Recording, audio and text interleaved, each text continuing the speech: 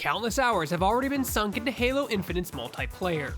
While Spartans wage war online, what about the campaign? Developer 343 Industries has been keeping most information about the game's story under wraps, but there's still a good deal we do know. Here's everything we know about Halo Infinite's campaign, and what we're most excited to see in it. Halo Infinite picks up where Halo 5 Guardians left off. In that game, Master Chief's longtime AI partner, Cortana, has gone rogue. She decides that created beings like herself are the ultimate form of life, and attempts to become the Reclaimer. In Halo's lore, the Reclaimer is responsible for protecting life in the galaxy, as well as defeating an alien source called the Flood. Cortana used the ancient Forerunner technology to begin taking over the galaxy. Master Chief was unable to convince her to stop her plan. Halo Infinite opens with a UNCS pilot picking Master Chief up in the cold vacuum of space. In the game's first mission, he retrieves a new AI called the Weapon. This new AI companion was originally created to lock Cortana down on the Zeta Halo, and then delete herself. With the Weapon still alive and Cortana nowhere to be found, it's up to the Chief to decipher the mysteries on the Zeta Halo. Halo Infinite takes place on the Zeta Halo. This heavily damaged ring world has a large portion missing. While most Halo games have revolved around missions, Halo Infinite is taking a near open world approach. Multiple large areas are connected and uncovered through the game's story, allowing you to roam freely within them once accessed. Based on footage shown, most of the game seems to take place near the Zeta Halo's damaged area, with mountain ranges and empty space serving to split up the map. Players will also be able to fast travel around the Zeta Halo, although how exactly this works is still unclear. Similar to other open world games like Far Cry, there are facilities on Zeta for Master Chief to challenge and take out. The sheer number of these outposts and tasks can feel like a chore in many open world games, but the footage shown from Halo Infinite suggests that these facilities are few and far between.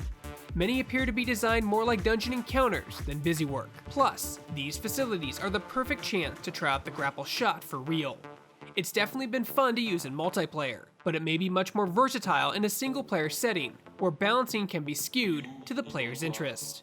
One of the most intriguing aspects of Halo Infinite's campaign is the support our green-clad Spartan will receive. Master Chief effectively starts the game as a one-man army.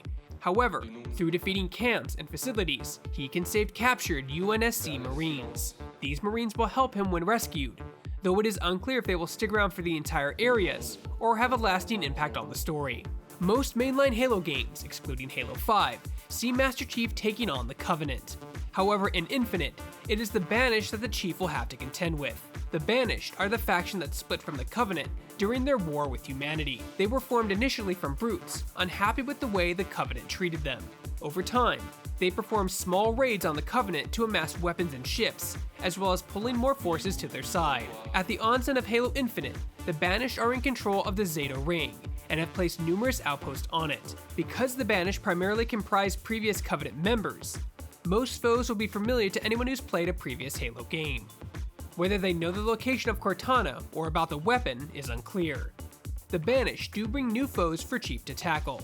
Dotted around the world is a slew of mini-bosses for Chief to take on. There's even a new enemy type called Skimmers, which look like a cross between a dragonfly, jackal, and grunt. While players will be able to reprise their role as Master Chief on December 8th, they'll have to do it alone. CoOp and Forge won't be available on the game's launch date, or even for a few months after that. Right now, 343 is estimating that the earliest we could see CoOp is in the game's second season, which would potentially start in May 2022. The Forge mode is expected even later, around the game's third season.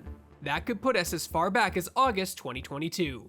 Here's hoping things turn out a bit quicker in the interim.